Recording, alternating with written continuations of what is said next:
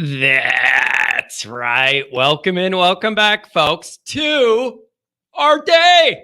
It's our day. Say happy St. Patrick's Day, everybody. Happy to be here. Happy you're here. Happy we're all in one piece. Happy to be here for another St. Patrick's Day. How appropriate. We may as well do this show on St. Patrick's Day. It lines up beautifully. Happy St. Patrick's Day to everybody.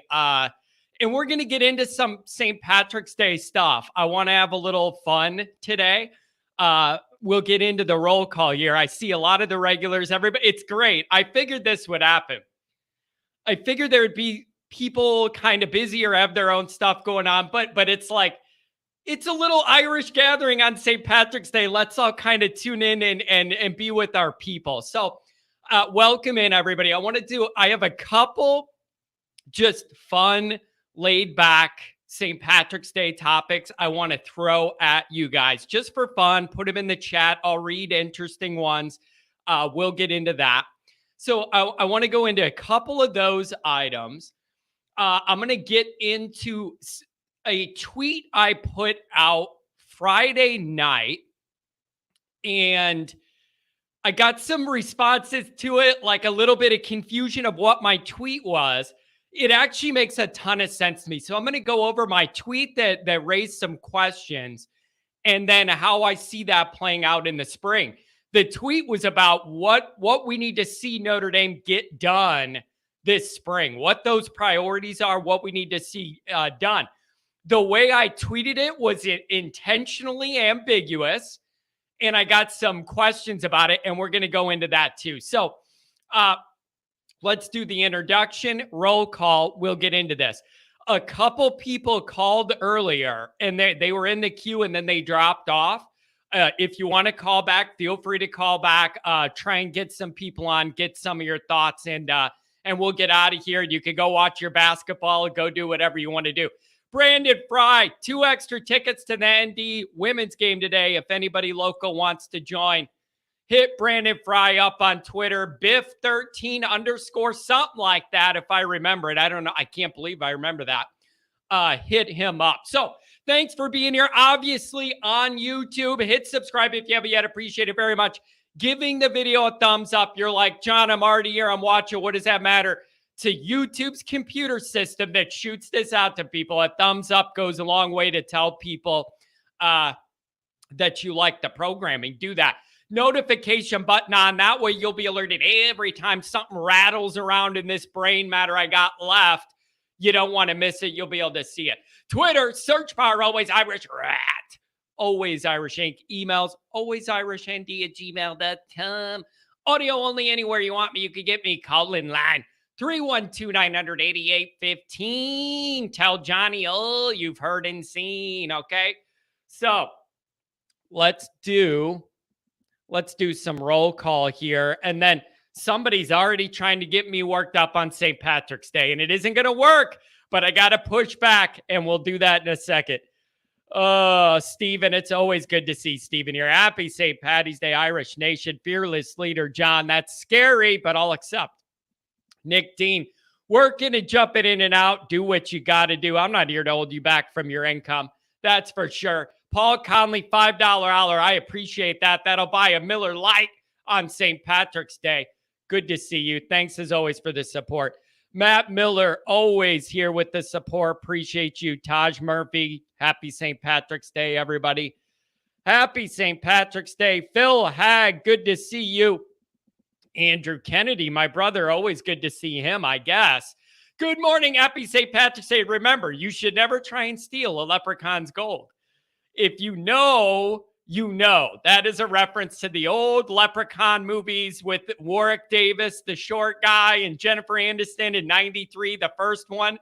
I always have an affinity for the Leprechaun movie just because the bad guy's a leprechaun, and that's basically my ego online. Like my alter ego online is that of an angry little Irish leprechaun. So it's perfect. And then later they ended up shooting the leprechaun in space. Then they did a leprechaun in Vegas. They did Leprechaun in the Hood and Leprechaun Back to the Hood. Don't get those confused. Anyways, Andrew, thanks for that stroll down Leprechaun memory lane. George Lambert, another crazy Irish. Love to see it. Keep up the good work. Appreciate you. Sharky, good to see you too. Cousin Luke, we'll get to you. Cousin Luke, you're getting your own little attention here. Dude, all right. Somebody put Connor, somebody in this chat, put down if the calls are dropping on their own or if you guys are calling and hanging up, because that usually doesn't happen. So let me know if the phone system's disconnecting you, if you guys are doing it. A few people have called and dropped off, and that's abnormal. Let me know. Connor, I think I saw you. Let me know if you did that manually or if the system did it. When I called into the phone system, it was playing music today. I don't know what's going on. I have to call in on a host line to connect my line to connect you guys. And there's like a phone number, and I called it and it was playing classic rock. So I don't know what's going on. I have no idea at all. Phil, Connor, good to Patrick's here. Good to see you. Dr. John's in the house. Beautiful. Love to see you too. Bruce down in Jacksonville. Good to see you. Adam Dowling. Everybody, happy St. Patrick's Day. Angela is watching wrestling, not basketball, because the Rudigers are first and foremost wrestling people. Never forget it. It's a big deal to the family. Okay, here's the deal. Eric, $20 holler on St. Patrick's Day. Now I could buy other people a couple Miller Lights. Good morning with Hartman balling out in 23. ND goes 11-1 at worst. 11-1. Here's the other thing I want to say. Okay, Connor says he'll be back. Beautiful. Anybody wants to call, we'll get you. I don't know the phones are being goofy today. So with Hartman balling out, ND goes 11-1 at worst. Here's what's really interesting about that.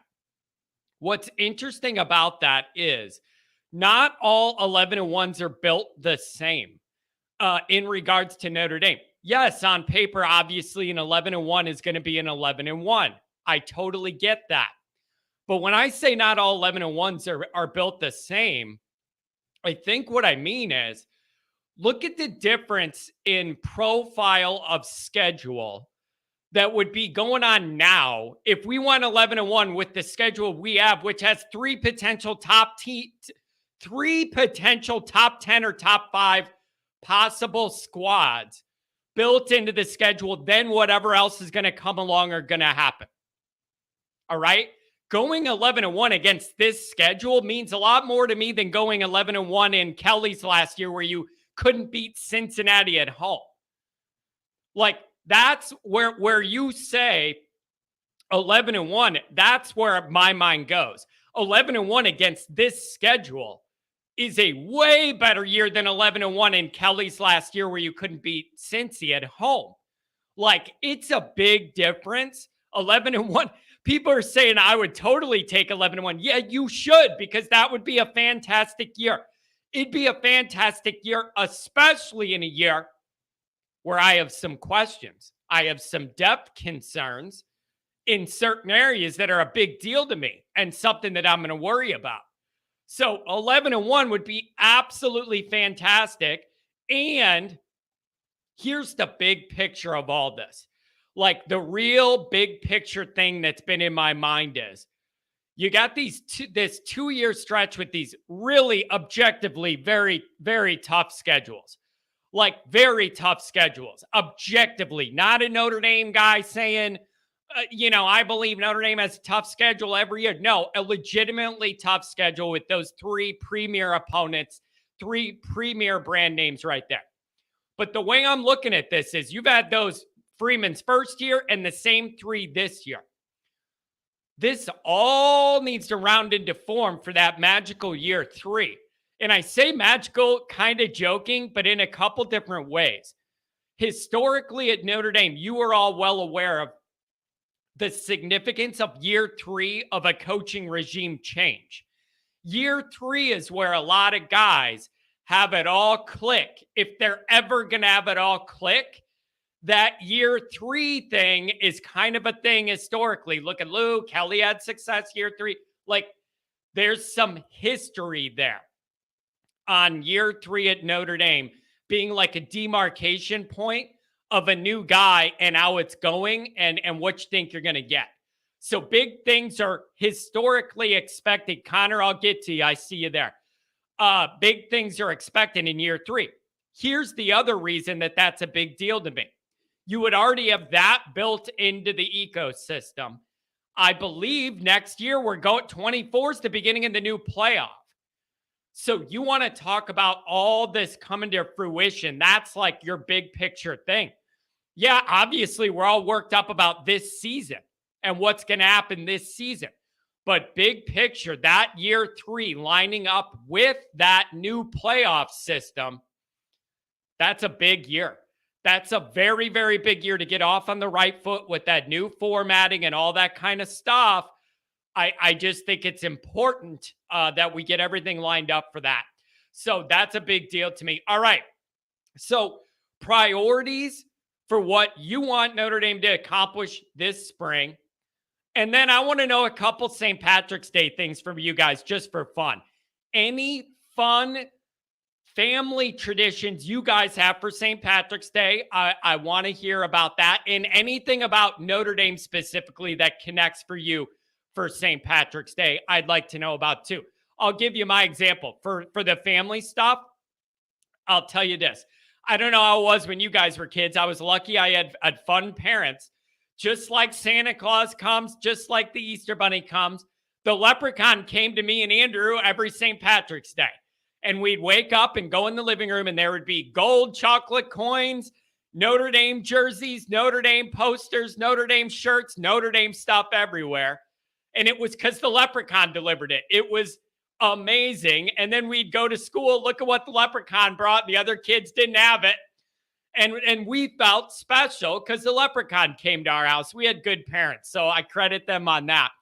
And then just the full traditional meal, the corned beef and cabbage meal and the soda bread, the whole thing with Grandpa Kennedy telling Irish jokes at the table. There you go. So that's my family end. And with the Notre Dame end, nowhere soothes my soul the way Notre Dame does. If I just walk on campus, I feel better about life. I'm in a calm spot. My soul feels rejuvenated. Nowhere else on earth provides that kind of solace to my always wandering Irish soul, and I'm thankful for that. Secondarily, on the Notre Dame end, all the people I've met through doing this show, all because of Notre Dame football. That has become the biggest thing I like about all this. A lot of my real life friends are now from this show and from Notre Dame circles, and I really appreciate it. So those are some of the things on my mind. We got somebody who's called a couple times, dropped off. I think they're working. Let's try and get him in, and we'll get back to my list of things to look at. And Uncle Luke, I want to yell at you about something. I hope Cousin Luke, Uncle Luke, whoever it is, stay here because I got to yell at you about something. I'm going to get Connor on, then we'll come back. 386, you're in the mix. Happy St. Patrick's Day. I hope Cousin Luke, Uncle Luke, whoever it is, stay here because I got to yell at you about something. I can hear myself in the... There? Yeah, I'm there. What's up, man? 386, you're in the mix. Happy St. Patrick's Day. Do I got you? I can't hear you, John. You can't hear me? I can hear myself in the... Yeah, I'm there. What's up? What is going on with the phone today? For some reason, I can't hear you through the phone line, but I can hear you through the YouTube. That is so I'll weird. Try to turn that down. Yeah, do that. Turn that down and then just do the phone. Let's see what happens. Technical difficulties here. Yeah, mute your YouTube and then just do it through the phone because there will be a delay. Priority 3, more steroids. Come on. Got it? Sorry about that, man. I'm trying to... There we go. You're good now. Here, I'll call you back, Sean. Put another person on the line, and I'll try to figure my stuff out. All right, but I got you now. You're good now. All right. His stuff's usually on point, too. That's weird. 574, you're on the air.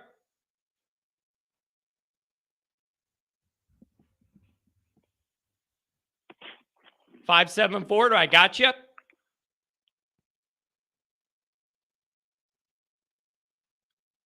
574. What the hell's going on with the phone lines on St. Patrick's Day? All right. We're dropping the phone lines. I'm going to reconnect it. Have no choice. Let me reconnect it. All right. Let's see what we could do. This is high quality production, but it's always something on St. Patrick's Day. Let's see what I could do here. Try and reset this. Thank you for calling Call-In Studios host and call screener line. Please enter your show or meeting number and press pound.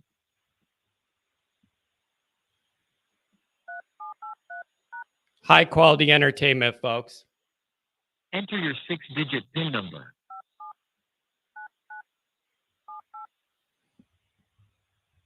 Welcome, host. You are now in the host room and can manage your callers from the Call-In Studio web interface. I don't know what's happening. I'm going to try and reset these, and then we'll be good to go. Always on St. Patrick's Day, somebody's got to mess with the phones. What a joke. Back out.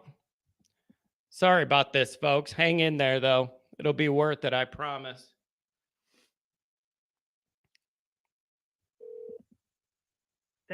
John ain't wearing green. That gives that what gives. If I wear green, it reflects off my new lighting system I have, and it's really disappointing because half my outfits are green.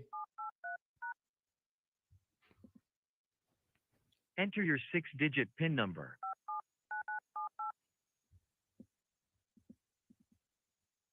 Welcome, host.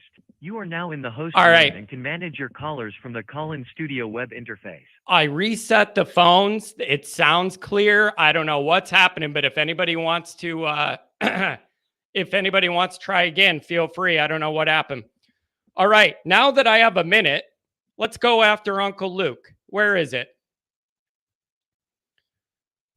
All right. Let's do this now. Cousin Luke, should be interesting hearing excuse. Yeah, happy St. Patrick's Day. Here we go. Should be interesting hearing excuses John comes up with to defend the coaching staff. I don't buy the theory John put forth the other day that we're actually seeing results from Freeman and don't know it. Let's be very, very specific about this. I'm glad that Cousin Luke's paying attention to my information. Because I did say this, but I said it in response to something very specific. People, when I said some of these guys, the way Freeman recruits with the grades, some of them, there's like a deal made that you got to keep a grade up. And if you do, you have a scholarship. And if you don't, we're going to have to pull it. You're not going to be able to come here. And then it looks like with Hillman, that may have become an issue. And I said, there's going to be risk and reward when you recruit this way. And this is the risk. This is the downside. Okay. So then somebody said, no, all right, now we've seen the risk. When do we get to see the reward? My response was, you may have already seen this process work and you don't know it because they offered a guy. The grades were an issue, but that wasn't public. The grades are fine now and the guy could go to Notre Dame. So in that regard, nobody ever needs to know there was a grade issue or anything going on. And we all move along and it's all fine. That could happen for 3 or 4 guys. And they got into Notre Dame and it's no problem and the grades are fine. We're only hearing about the one that didn't work out. So my point is, it's not public, all these guys' grades, and you can monitor whatever. I'm just saying we don't know. Because if this has happened before and it works out positively, we're never going to know that. We're never going to know that. So it's really impossible to say for sure when we would see the rewards, or have we not already, like that kind of thing. That's all I'm saying. And the other thing is, and I want to mention this because I don't understand why I'm seeing some of this. I don't understand why I'm seeing people start saying, I think this winter has people a little worked up. And I feel like people are lashing out at Freeman for things just out of general frustration. Like I've seen a lot of, you know what, Freeman's the one who struck out on the top elite end of this recruiting class, and I don't like that. He really dropped the ball there. And I'm seeing people even say Freeman's the one who messed up the Ludwig thing and all that. And he needs to get it together and figure out what he wants to do, that kind of thing. I just don't.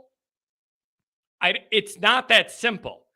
Like, if it came down to NIL for the top end of our recruiting class, you really think Freeman was the one who was going, well, I can't give you that much money. It's against my beliefs. That, like, if we're going to go down this path, you really think that's what happened? That Freeman was the one morally opposed to ponying up some money to get great players in here? You're putting that on Freeman in the 11th hour of the recruiting situation? I don't think that's fully fair. There's a lot more that goes into it behind the scenes. I guarantee Freeman doesn't have an opposition to ponying up money to get the best guys. And with the Ludwig thing, I've already agreed to just say, I wasn't there. I don't know what happened, but something went wrong. That's just being very charitable to the situation. Something went wrong somewhere along the way. I don't know where. I'm not willing to put it all on Marcus Freeman and say he did something backwards or wrong. So I feel like there might be general frustration here with the winter and certain things that happened this winter. And people are taking it out on Freeman because he's the head guy. Because some of the issues are not just Freeman's doing. And in a lot of ways, that's my biggest frustration with a lot of this is I feel like if everybody could back off and just let Freeman cook, we'd be in a better spot. But there's too many other things in the mix that Freeman can't change himself that have to be worked through. That's what I'm getting at. So I don't know. Let's see. Let's try something a different way here. Let's try something.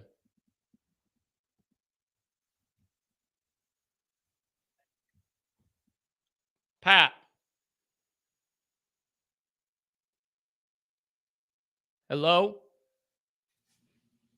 St. Patrick's Day, the phone lines. Not working, bud. The phone lines are messing up on me. Can you hear me or no?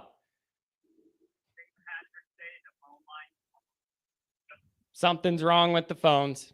That's it. I'm boycotting this company right now. On St. Patrick's Day, not the day to have a phone issue. What is going on? Don't like it at all. Don't like it at all. Let's get down to more chats.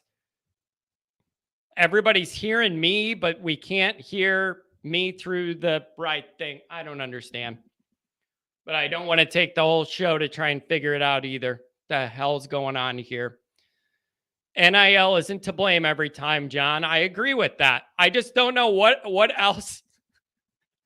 I don't know what else you wanted Freeman to do other than to get all these great players interested in coming to Notre Dame.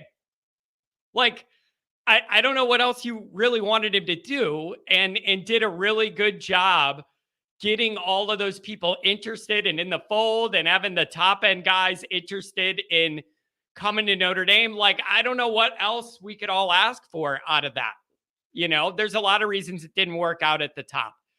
There really is. All right. So since the phone lines are acting up on St. Patrick's Day, which I don't appreciate at all, I might try and redo them one more time, but I don't understand why the way it's been working every single day, the whole time I've done this show, now it's not working. So here, let's get into my main point here and go over some of what I'm looking for, okay? So I tweeted last Friday night, I need Notre Dame to win the spring, okay? And that was it. And it was a little vague and intentionally vague. And that's what I put out. I want Notre Dame to go out and win the spring. And then I got a bunch of people responding, you know, sarcastically or whatever. Well, they're only playing themselves, so there's no way they could lose the spring, you know, that kind of thing. And what do you mean by that? There's no games. And what are you trying to say? Like, or other people took it the other way. What are you saying? We're so bad that we can't lose to ourselves. Here's all I meant by that. All I meant by that was I want Notre Dame to make the very most out of improving everywhere that they need to improve and have a checklist of main priorities to work through this spring. And I need Notre Dame to exit that time period feeling like they accomplished those things, and that as we enter this prolonged off season, that we're in a good spot, and that all the transitions that need to take place and everything else, that we're all good to go. Okay, so that's kind of what I'm looking for, and that's what I meant by that. So let's go over a couple of the things that means to me. Happy St. Patrick's Day, One Sock Billy. You as well. Even though the phone lines don't ring, I think people are messing with me here. People are messing with me. All right. Here's what I'm looking for. Number one, I need the offense to come together. There's so many new pieces, moving parts, new personnel, new coaches, maybe a brand new quarterback, like all of that. Okay. New O-line guy, new offense coordinator, tight end. You have to reshuffle things because Parker's all of it. The young wide receivers trying to compete with the guys that have been here, all of it. All of those changes coming together. That's what we need to see. How do these new pieces all fit? And how quickly can they all fit on offense so that we're off to the races and ready to go when we get to Ireland? Like that big picture, that's kind of the way I'm thinking of this. All those little pieces and all the new parts to those pieces getting on the same page. That's one of the biggest big picture items. And I just don't know where I'm getting caught up at is I don't know how hard or easy that's going to be to get done. That's what I don't know. Like, I don't know whether if you think that Hartman is a real big difference maker, maybe Hartman being there right away and being able to distribute the ball where it needs to be and accurately, whatever, maybe just that alone is enough to get this off to the races. Like maybe what he's doing alone with that can help bring this all together. And the offensive line, and you like the running back group. You get some competition in the wide receiver area. Like, it could all come together smoothly, or it could be a bigger adjustment than any of us want. It could be a way bigger adjustment than any of us want. Just, I might be underestimating what it takes for all of those things to all come together. So I don't know. What do we got here? Michael Campbell. The biggest problem is that Notre Dame fans are mentally controlled by 2-4 sports, rivals on 3 opinion rankings. I see Jagasaw, Love, Christian Gray as 5-star talent. Yes and no. I mean, yes and no.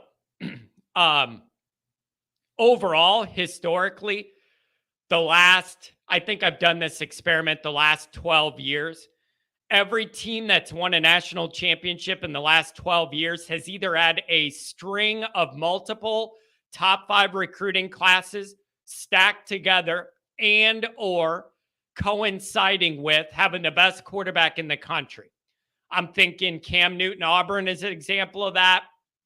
Lawrence, Clemson is an example of that, where they won championships without strings of top 5 classes, but they had the best quarterback in the whole country and were able to make up for it by having the best player at the best, most important position on their team. So that is what made that possible and made that happen.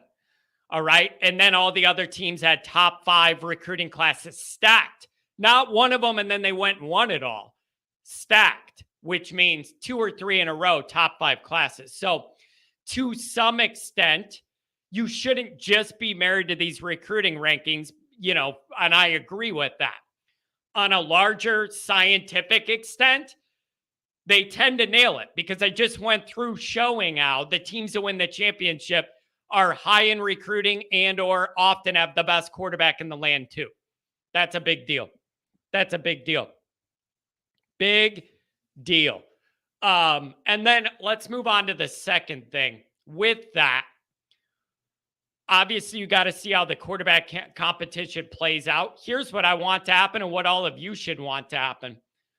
What everybody should want to happen is a really, really competitive quarterback race where both of them look good and people want to debate over it because they both look good. That is the absolute best case scenario. So that's what I want to happen. And what I find really, really interesting with that is what I would want it to be is I want them to both be really good at the stuff they're really good at because it's different. It's different. Like, obviously, yeah, we want Buckner to become a polished passer and all that. Yeah, obviously, we want that, right? But also, like, I love that Buckner's best skill set that comes natural to him isn't Hartman's. Hartman's throwing the ball around and making those deep balls, and then Buckner's running around. I like that. I like that they have slightly differing skill sets. But the best thing that could happen to all of this, is that it's a good competition. We love what we see out of both of them the whole time. That's what I want. Oh, what do we got here? We got some debates here. Let's see. Michael Campbell, that's blue chip ratio recruits that win national championships. And Marcus has a top 5 class in 23. Listen, I agree that the way Rivals treated a lot of Notre Dame's guys and dropped them and all that, like, I agree that I don't agree with that and that we should be higher. Like, I'm not married to the exact science of like where Notre Dame falls on the recruiting board. But I do think generally they're in the ballpark overall. The same teams that keep winning it every year on the top of the recruiting list every year. So it's not like they're off by a ton. They're in the ballpark. They're in the ballpark. Uh-oh, Matthew. It's 10:30 a.m. Too early to hit up the Jameson. Hey, it depends on what you have going the rest of the day. I'm not here to tell you how to live. All depends on what you have going. Andrew, look at the corners ND's bringing in next year. It's going to be terrible pass defense for some years. Cousin Luke, I want to know, I genuinely want to know if you like Notre Dame or if you're a fan of another team and you just want to try and get me and everybody worked up. Like, I genuinely just want to know. I do. I don't know if you're trolling and you like another team or whatever, but you spend a lot of time here for somebody who hates Notre Dame. I'm just wondering if you like Notre Dame or if you don't like Notre Dame, or like, would you prefer Kelly was still, if you're a Notre Dame fan, Cousin Luke, would you prefer Kelly was still here doing it his way, or did you want something different? That's a main question I have for you. All right. Let's get back to the list here. Obviously, the quarterback competition and ending up with you feeling great about both of them would be the top priority, and that would be the best case scenario. Would it be easier for everybody intellectually if one guy jumped way ahead in the spring and you just knew who it was, and then you just kind of everybody knew whether it was stated or not? Practically, that might be an easier way to go because everybody kind of knows where everybody falls then in that kind of situation. But I would like it if both guys look great, personally. I really would. He sleeps with the Kelly cutout. No, Cousin Luke, I just want to know. Like, if you're not happy with Freeman's recruiting, there's no way you could ever say anything Kelly did in recruiting was good enough. Like, with Freeman, I can't really question the effort. That's one thing I can't do is question the effort. So, I mean, that's just something that I feel like has to be considered in the mix. I just do. So, I don't know. So, and then number 3 on my list, I'm still trying to work through this. What young wide receivers can challenge for balls early? early. And so, you have two areas that needed the most improvement on offense last year. Quarterback was addressed very well through recruiting and the portal. So now I feel like we're in a good position there to see where we fall. And then wide receiver. That was number 2 on almost everybody's list, or at least on my list. All right. Big concern, depth, experience, bodies that can compete. That was all a concern last year. Now they have way more athletic bodies. Does Merriweather take the next step? What about Colsey? He was starting to rise towards the end of the year. Does he take the next step? Styles. I don't know. Did he have the yips last year? Like whatever happened, something was off with his game. Does he get dialed back in? Thomas, you feel pretty good about that emerging. But then what about the young guys? Braylon James, Greathouse. You got Smith, Flores. What are we going to do? I need some of these guys to challenge. Even if they don't end up winning starting jobs, them challenging is going to raise the level of everything. It just is. It raises the competition level of everything going on in all of these rooms. Competition is good. And now nobody, especially with all these coaching movements and changes, nobody can feel confident like I have this job, it's my job, I'm safe. You can't. There's new eyes on all this, a new offensive coordinator. Like everybody should be ready to prove their worth. That wide receiver room, I want to see some competition. I want to see the spring. I want to see guys battling. And when all the young guys get here in the summer, I want to see this battle day in, day out. I want to hear and read these reports and articles. These guys are battling hard. They're going at it. This guy might get playing time young. That's what we need. Deb Thomas, I'm open. Colsey and Merriweather kick ass. Those two guys rose last year. Colsey was rising towards the end of the year. Jaden Thomas emerged. If you could get Styles back in the mix and then add all these guys in, add in a quarterback dynamic with guys that can get you the ball. That's a big benefit. Big benefit. Let's see. What else do we have in the chats here?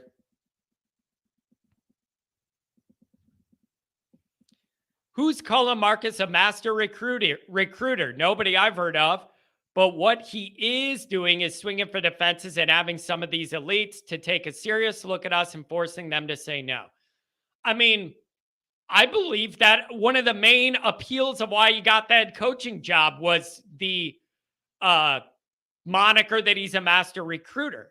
To me, his communication skills and willingness and ability to recruit, those are two of his biggest assets. I'm not saying every recruiting battle worked out for Notre Dame in Notre Dame's favor and they won them all. Like, I'm not saying that, but he's getting us in the mix we need to be into for some of the bigger name talent. He's definitely doing that. So I don't know.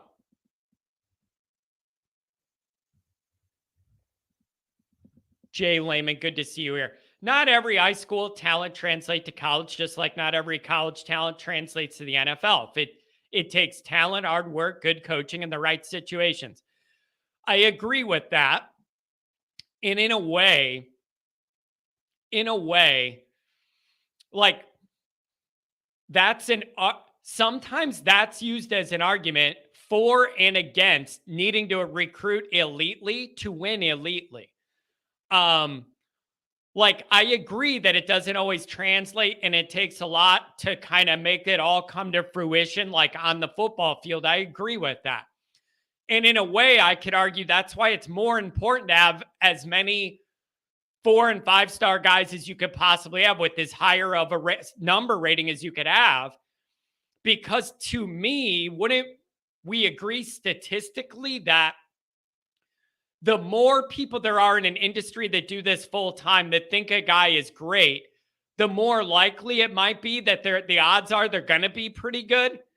Like, I would feel a lot better about, like, if you made me put money on the success a guy's going to have in college on a guy that everybody in the recruiting community has as a 5-star guy or a 3-star guy that we think could develop, I think I'm going to put it on the 5-star guy just because there seems to be more quick level potential there. But that's not to say a 3-star guy can't grow into a 5-star NFL talent. But I just think those are outliers and exceptions to the rule rather than, the most common way these things go. Okay. So that's what I'd like to see on offense that I'm looking for to make me feel better. The overall general blend of all these position groups and all these new faces, the coaches and the players, how it's all going to come together and run smoothly. Within that, the quarterback dynamic, I want both of them to stay healthy, look really good. 3, what wide receivers can challenge for balls right away. I love that. And I didn't mention a couple groups. One is running backs. I feel really good about it. I think they need to fine-tune their roles. That's one thing I would like to see more defined.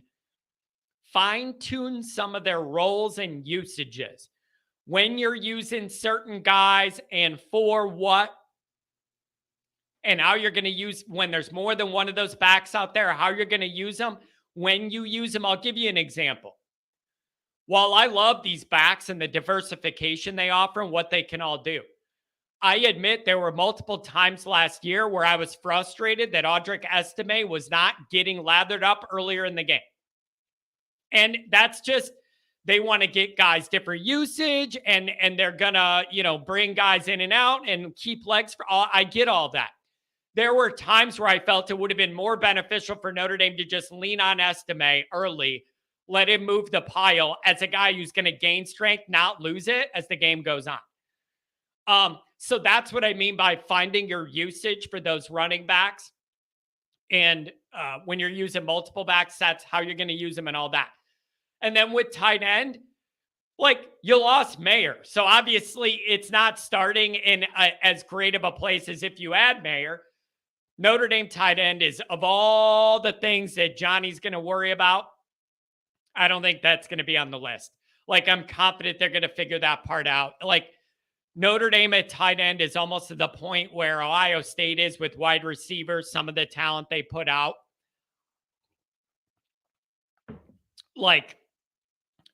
So I just feel like Evan stays, whatever, that's going to be okay. What else do we have here? Let's look at a couple of these chats. After Indy offered Illman, he went from 0-star to 4-star. What's your input on that? Okay, so we're talking about guys moving up and down and in and out. Listen, I don't understand. I think it was mid-January when Rivals redid their recruiting rankings for the player rankings. And a bunch of Notre Dame's top guys dropped like a rock. Some of them have dropped 100 spots since they committed to Notre Dame. For the life of me, I don't fully understand Brendan Vernon's drop. And I like that as an example. And that's one that sticks out to me just because I know the family. Top 10 in the whole nation when he committed to Notre Dame, now barely even in the top 100. I don't understand all that. So it works both ways. What else do we have here? It's not about Kelly for me, like the losers try to make it out. But you can't just not be happy with anything ever. And then when Notre Dame tries something new, you're not happy with what they're trying to do then either. That's my issue with appreciate that. Also, I got to be honest. This is one of the better names and monikers I've seen on Twitter and here. Charlie Weiss's last belt loop. $10 holler. I'm not trying to be mean, but there's just no way. There's no way in the world that I can look at this picture and then read the name Charlie Weiss's last belt loop and not laugh. I know the man has a medical condition. I'm just telling you that that's a riot. It seems both Als are betting on themselves with projects and recruiting this cycle. Neither has shown they can develop or teach. In fact, both D-line and linebacker ribs took a step back. I am concerned, are you? Yes, I am. Actually. Yes, I am. I am extremely concerned about that.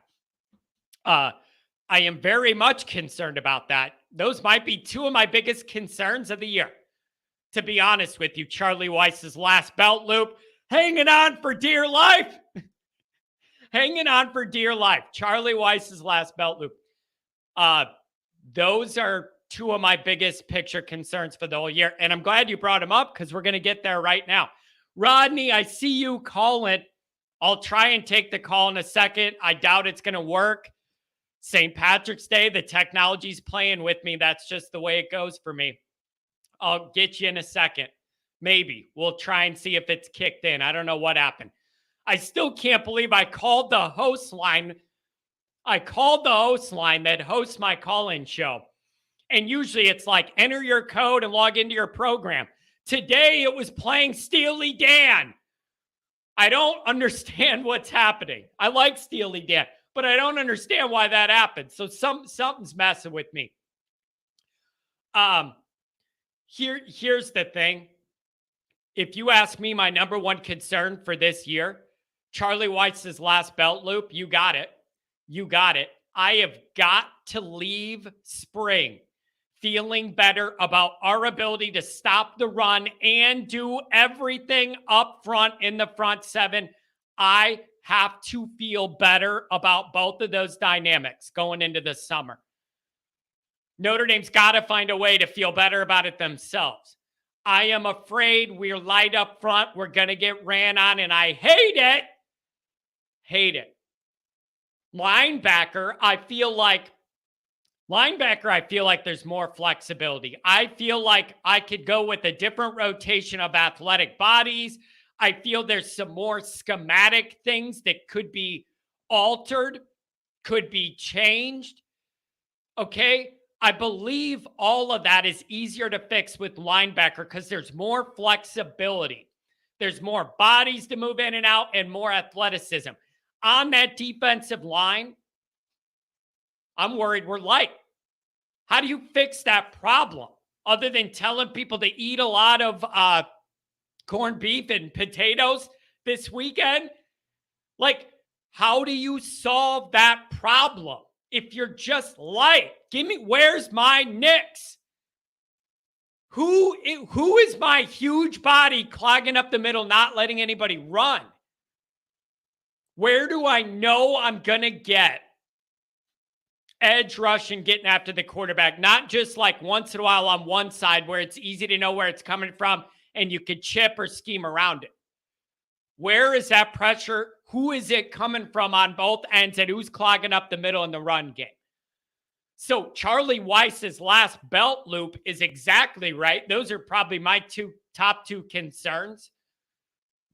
I have issues at safety. I feel pretty good about corner this year, but I have issue about the support they're going to get at safety. I do, as a genuine and honest concern.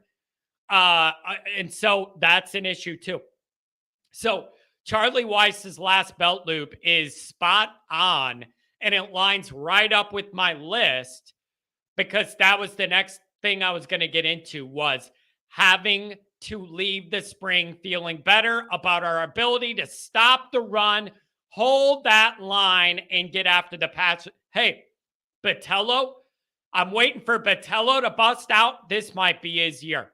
This might be his year, and it's beautiful. So I hope we see that. But for personnel reasons, I feel that the linebacker situation is going to be easier to navigate and figure out than the D-line one, just on personnel. Like, you can't make bigger bodies and have multiple bigger bodies just out of nowhere and put them out there. And so, but Notre Dame's lost guys at the draft, guys at graduation. That's just the position they're in until they can out recruit again that issue. But for this year, it is an issue, and I don't like it. Don't like it. All right, we're going to try the phone line again, but I don't think it's going to work.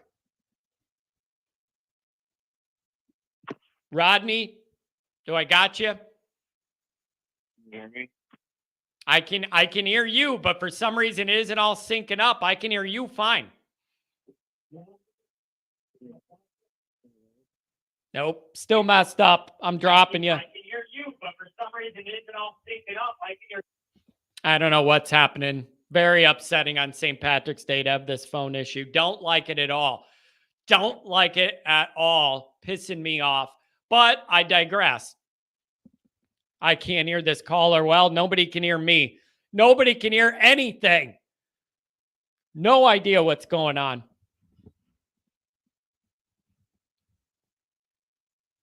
We'll try it again, but I don't think it's going to work. I'm going to try this and just say this.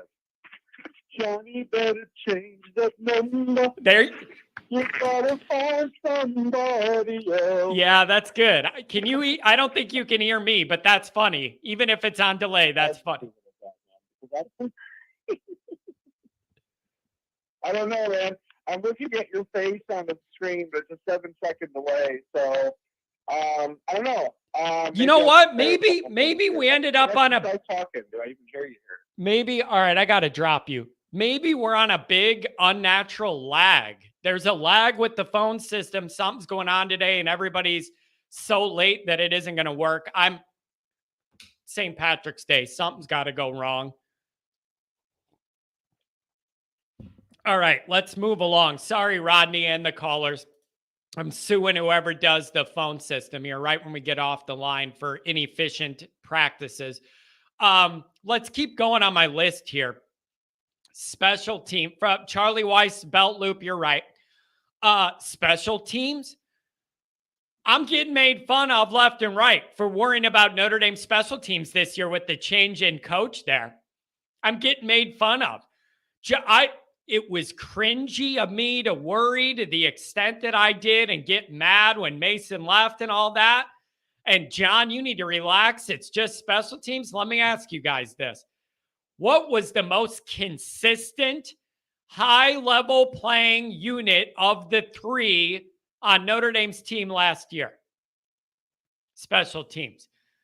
Who made the most consistent, game-changing, big splash plays most of the weeks? Special teams.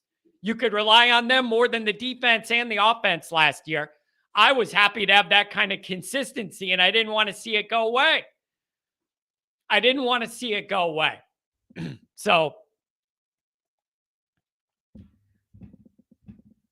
that's what I think. And so I got questions about that. If it's going to be as efficient, is that level of play going to drop off? That level of consistency, the aggressiveness, is all of that going to maintain? You're not going to see that in the spring because they're not going to go 100% on special teams in the spring.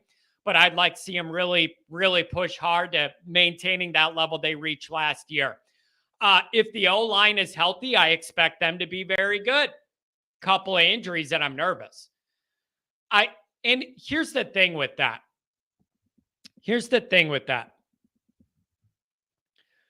I wonder if every offensive line could say, you know what, we feel really, really good about our starters. And if we have a couple of injuries, it's not going to be as great. Like tackles, obviously, we feel really, really good there. If you get, I can't, one injury here for major time could throw a lot of that off, but you feel great about those tackles. Guard, I feel a little less good about, but barring a catastrophic injury, it should feel pretty good. And again, your running backs and your tight ends, I think they're going to work themselves out. A couple really specific things to target. On defense, third down, getting off the field percentage, and red zone TD rate allowed. You want to talk about specific stats I want to see addressed and worked on? There, I just give you 2 of them. If Notre Dame corrects those 2 issues to even a small extent, this is all going to be in a way, way better place. A way better place. All right, get off the field on 3rd downs. That killed us. And then you all know I keep going after that red zone touchdown rate, second to last in the country. Totally unacceptable.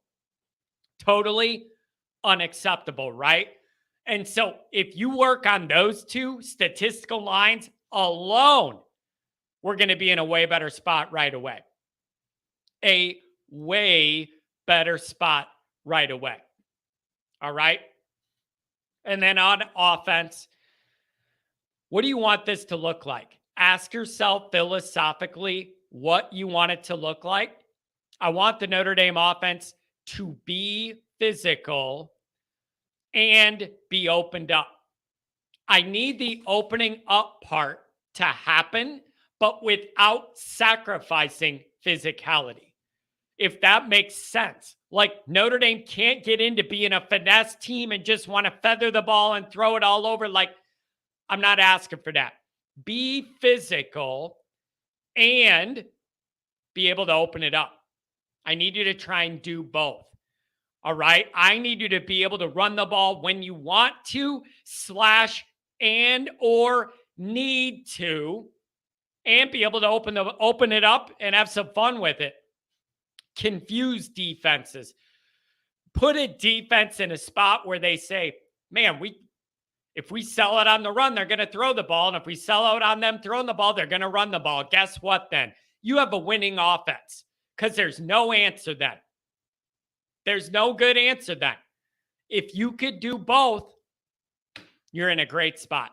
You're in a great spot. So that's what I'm looking for. Yep, Andrew Gilmore. We'll find out a lot about our running backs. Defenses can't stack the box this year.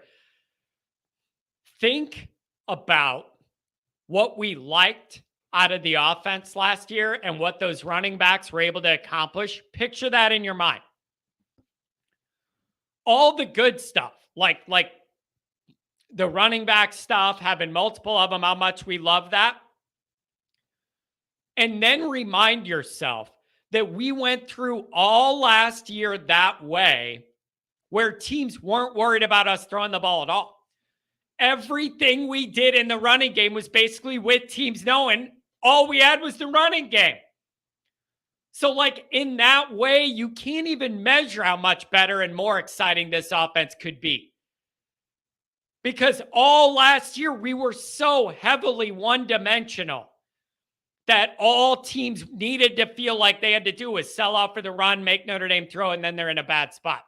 So all of that running success that we saw and that we liked last year was with teams knowing they didn't even have to worry about the whole other part of the game. The whole other part of the game. All right?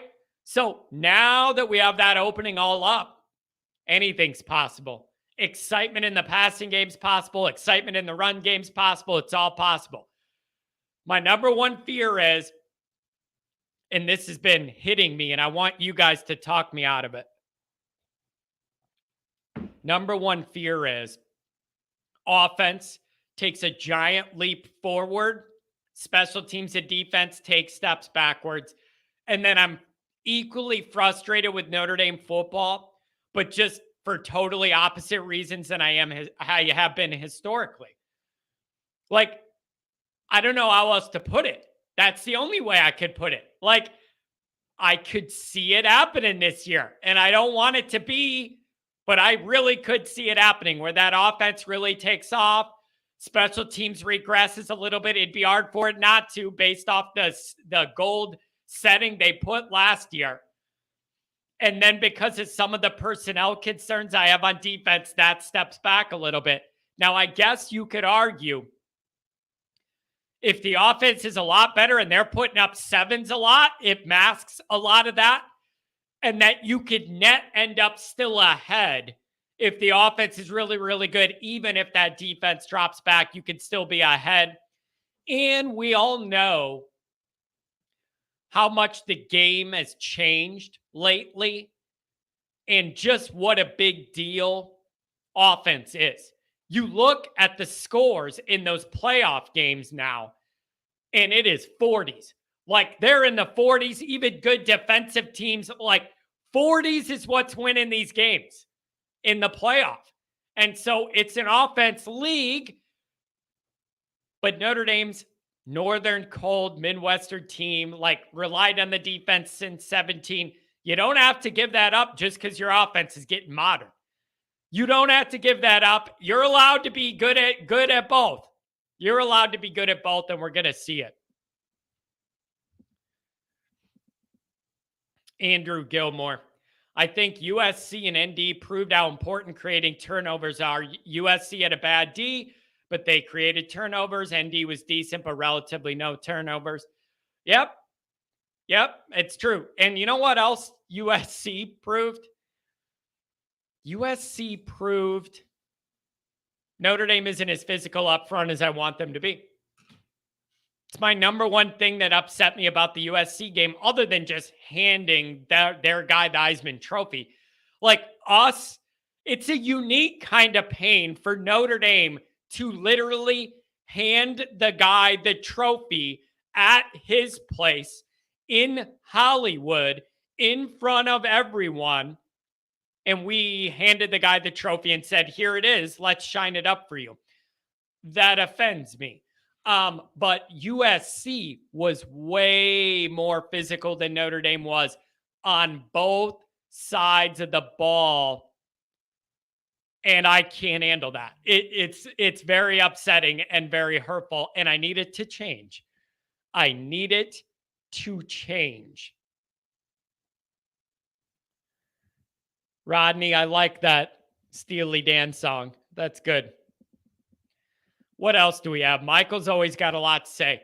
We got rid of the Notre Dame child, Tommy Rees, who was a millennial, not ready or experienced enough to put an elite program offense on the field. We have 3 offensive coordinators now. But wait, if you're going to go this route, then you got to tell me if he's a millennial, not ready or experienced for anything. Saban wanted him.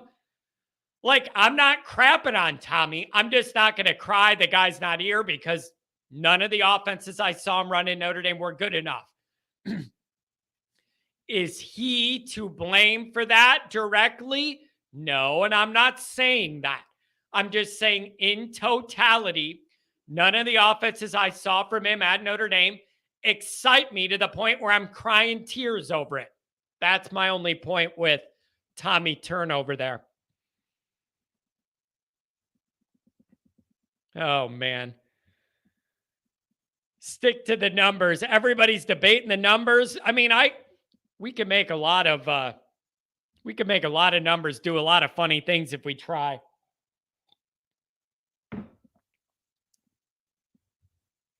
Lawrence, good to see you here, Lawrence. The worst part about the USC game is when Williams ran for 12 yards on 3rd and 20 and Fowler needed wet wipes and new undies. He was unnaturally excited every time basically anything happened for USC. It was bizarre. Absolutely bizarre. Cousin Luke. 2024, Carr and Williams both decommit, and that leaves Larson as the only one after him. The bottom falls out of that class. Cousin Luke, do you have any Notre Dame positivity on St. Patrick's Day? Why are we so negative here all the time?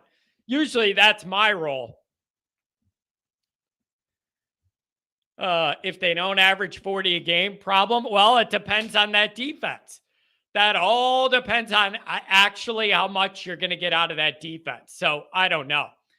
All right, folks, that's going to be it. I got to cut it short. We went an hour. I apologize about the phone lines. Now, I wasn't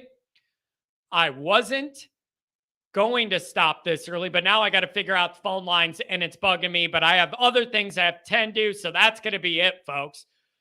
I wanted to be here for St. Patrick's Day, do some of this. Sorry I couldn't get you on the calls. I really appreciate the donations. I appreciate everybody's interaction. I think we're going to be back Monday. I got a topic for Monday that we're going to get into. So we're going to do that. I'll work on the phone line, try and figure out why it isn't hooked up. Everybody have a good St. Patrick's Day. Be safe, no drinking and driving. And also, keep in mind and remember all your loved ones that are no longer with you, you wish were, as you celebrate your family's St. Patrick's Day. God be with all of you. Have a good weekend. Happy St. Patrick's Day.